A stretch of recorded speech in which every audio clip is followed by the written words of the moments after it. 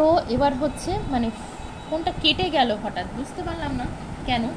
রুলসগুলো মনে হয় করিয়ে দিয়েছি। এবার আমি কিছু অ্যাপ্লিকেশান, রুলসের যদি একটু আধটু কিছু বাকি থেকেও থাকে এই অ্যাপ্লিকেশানেই হয়ে যাবে, কভার হয়ে যাবে, চিন্তার কিছু নেই। প্রথম অ্যাপ্লিকেশানে যাচ্ছি আমি। এগুলো সবই কিন্তু কোনো না কোনো ইয়ারের প্রশ্ন, ঠিক আছে।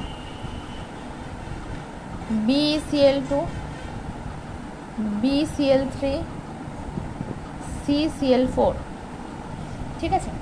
এর আমার বন্ড অ্যাঙ্গেল নির্ণয় করতে দিচ্ছে। আমার সূত্রে আছে, আমি প্রথম জেডটা আগে দেখে নেব কার ক্ষেত্রে জেড কেমন। বাই টু বেরিলিয়াম, তাই তো, beryllium, hydrogen, helium, lithium, beryllium, মানে 2 আসবে, 2 যোগ 2 মানে আসবে 2 মানে sp, যদি এটাকে দেখেও sp মনে হচ্ছে, তাই না। Hydrogen, helium, lithium, beryllium, boron 5 মানে 2 3 যোগ 3 মানে একটা 3 আসবে, sp2। Carbon, hydrogen, helium, lithium, beryllium, boron, carbon 4 আসবে, 4 যোগ 4 আসছে, তাহলে কি হবে, sp3। sp-র ক্ষেত্রে বন্ড অ্যাঙ্গেল হয় 180 ডিগ্রি, এর ক্ষেত্রে 120 ডিগ্রি, এর ক্ষেত্রে 109 ডিগ্রি 28 মিনিট। আপনি এখান থেকে বুঝতেই পাচ্ছেন কার বন্ড অ্যাঙ্গেল বেশি আর কার বন্ড অ্যাঙ্গেল কম। তাহলে এই ধরনের প্রথমে আমাকে চেষ্টা করতে হবে হাইব্রিডাইজেশন দিয়ে আমি উত্তরটা বার করে নিতে পারছি কিনা। যদি বার করে নিতে পারি ওয়েল অ্যান্ড গুড, কিন্তু এমন প্রচুর ক্ষেত্রে থাকবে যেখানে কিন্তু পারবো না। 2 ভীষণ একটা ইম্পর্টেন্ট ভিভিআই প্রশ্ন, NO2 প্লাস আর NO মাইনাস একইভাবে কোনো দিকে না থাকে, আমি সবার ফার্স্ট করব কি জেডটাকে বার করে নেব।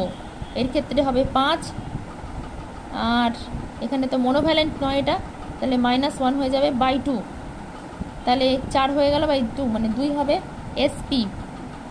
এর ক্ষেত্রে জেডের ভ্যালু কত হচ্ছে, বাই 2 থাকছে, 5 প্লাস 1 মানে 6 বাই 2 মানে 3 হয়ে যাচ্ছে sp2। এর ক্ষেত্রে 180 হয়ে যাচ্ছে, এর ক্ষেত্রে 120। বুঝতেই পাচ্ছেন কার বন্ড অ্যাঙ্গেল বেশি আর কার বন্ড অ্যাঙ্গেল কম। তাহলে এইগুলো কিন্তু সরি, এই দুটো কিন্তু আপনি জেড বার করেই কিন্তু উত্তর বার করতে পারছেন, কিন্তু বহু ক্ষেত্রেই থাকবে যেখানে সরাসরি জেড দিয়েও কিন্তু কাজ হবে না, সেসব জায়গাকে একটু জটিলভাবে ভাবতে হবে।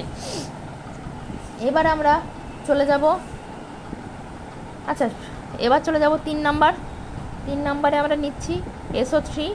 আপনাদের কাছেও যদি কোনো এক্সাম্পল থাকে, বিশেষ করে কোনো নেট সেটের বই থাকে কিংবা SLSTর জন্যই কোনো বই কিনে থাকেন, সেক্ষেত্রে প্রশ্ন করতে করতে কোথাও যদি কিছু আটকে যায় সেটা কিন্তু আপনি কমেন্টে আমাকে জিজ্ঞাসা করতে পারেন।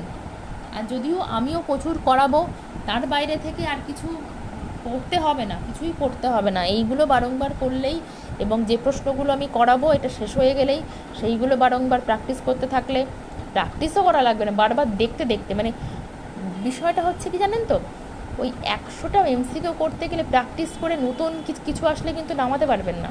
সুতরাং এত বেশি পরিমাণে আমাদের প্র্যাকটিসে রাখতে হবে যেন প্রশ্ন উত্তর দুটোই আমাদের কমন পড়ে যায়, তবেই কি হবে, আমরা করে আসতে পারবো। এই যে মাদ্রাসা সার্ভিস কমিশনটা হলো, ওখানে কিন্তু 100টা প্রশ্ন ছিল, তাই তো, 100টা প্রশ্নে 1.5 ঘন্টা সময় ছিল, ঠিক।